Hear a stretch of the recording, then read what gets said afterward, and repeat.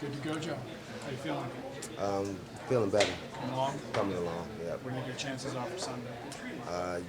No timetable. I'm just just working with the training staff, just trying to get back. Will you practice today? I don't. I'm gonna be out there. I don't know if I don't think I'm practicing today though. What happened, Joe? I messed it up during Thursday's practice. Strained it, just covering Jennings, running on the simple curl route, opened up. You know what I'm saying? Felt it pull. I saw you out there Sunday before the game trying to work on it. What was that process like? Was it just a true game time thing? It was a true game time decision, and Coach Hugh actually, he said I'm down. He saw me working out, and he just was like, "You're down this week." So he made the decision. Joe, we've asked you the last couple of years, just how frustrating is it, especially coming off such a great game against Baltimore, that you couldn't back it up right away? Super frustrating. I was hoping to play every game this season. I was working my butt off. To be out there with my guys. It's just super. It's disappointing. It's upsetting. That you want to be out there, but you physically can't.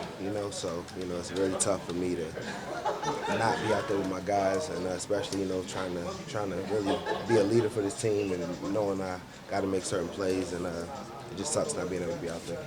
You're thinking like, such a close game and Landry had a big day. Does that add to, wanting to be out there? Yeah, just seeing it, I feel like I just always wanting to be a part. I feel like I can make a difference in the games, and not being able to be out there, it sucks. It's tough. I know the fans and the team and everybody wants me to be out there, and I want to be out there more than anybody. So, just not being able to be out there sucks. But if you physically can't be out there, you just nothing I can do about it.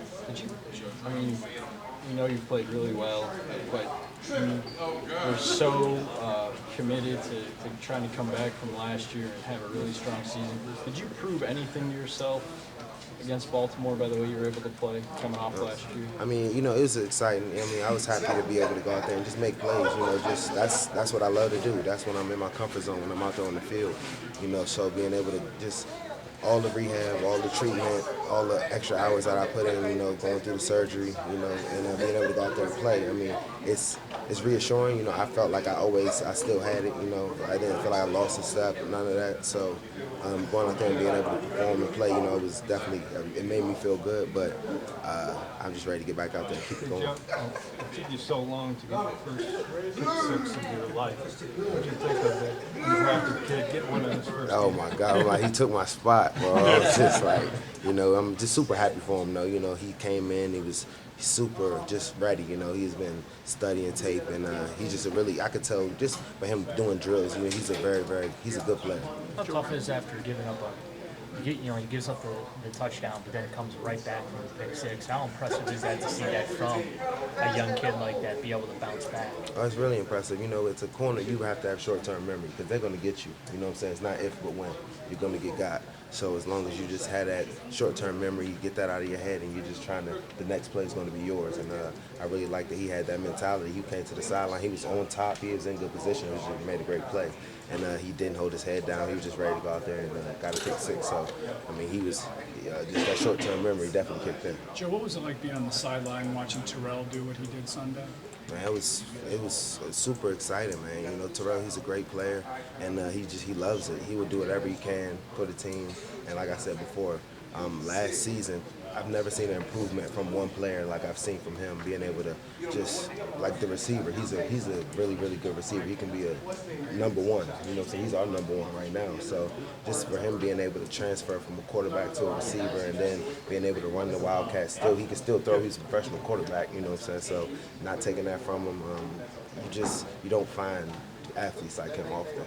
Hey, Joe, Ray Horton always talks about if you're wearing a helmet, he's going to play and expects you to contribute. Mm-hmm. We saw that with Tyrone and then Body Kaplan. I guess when you see Ray talk about that, how important is it to keep everybody kind of engaged and then to expect everybody to perform, not just the starting 11? Yeah, man. That's something that he pushes it, and that's something that we push on our locker room with myself and Double D. If you're on the team, man, you got to be able to be ready to contribute. People go down all the time, and it's especially here. You never know. You never know. Next man up. You got to always be ready. You got to be locked in. So we're always really pushing that and making sure that our young guys, even in the walkthroughs, they're paying attention, that they know what's going on.